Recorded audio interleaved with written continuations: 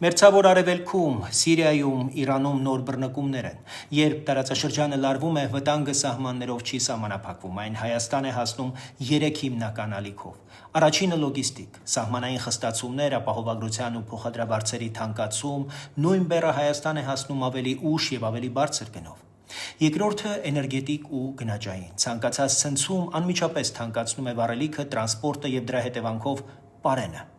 Երրորդն իհարկե անվտանգայինն է, երբ մեծ տերությունների ուշադրությունը զբաղված է այլ ճգնաժամերով, սադրանքի գինը նվազում է, ավելի հեշտ է փորձարկել սահմանային իրավիճակը եւ ուժի կիրառմամբ ճնշում գործադրել։ Ու հենց այս պահին Միացյալ Նահանգները հայտարարում է միջազգային կառույցներից եւ պայմանագրերից զանգվածային կերպով դուրս գալու մասին, փաստացի թույլատնելով այն համակարգը, որը Հայաստանի նման կոմպակտ երկրներին տալիս էր գոնե նվազագույն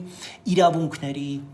պաշտպանություն։ Սա նշանակում է մեկ բան. անվտանգության վակուում է բացվում եւ աշխարհը ավելի արագ է վերադառնում ուժի հաշվարկին, խաղաղություն ուժի միջոցով տրամաբանությանը։ Այս պայմաններում Հայաստանին պետք է սառնասրտություն եւ ամենակարևորը գործնականություն։ Օգոստոսի 8-ի Վաշինգտոնյան համաձայնագրերը մեր կարճաժամկետ անվտանգության համար դառնում են ավելի կենսական, ուղղակի հենման կետ, մինչև նոր աշխարհակարգը վերջնականապես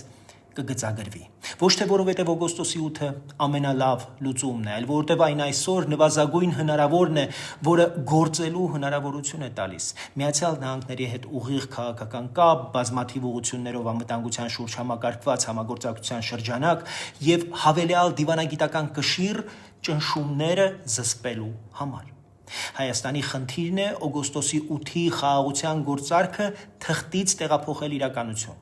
արագ գործարկել, ամրացնել ինստիտուտներով եւ զուգահեռաբար բարձրացնել բանակի որակը, պատրաստվածություն, հետախուզություն, օդային պաշտպանություն եւ կարգապահ կառավարում։ Հիշենք, խաղաղությունը թղթով, պայմանագրով, ստորագրությամբ չի լինում, խաղաղությունը պետության մկանն է, բանակ, դիվանագիտություն, տնտեսություն։ Եթե խաղաղությունը չունի ուժ, այն դատապարտված է։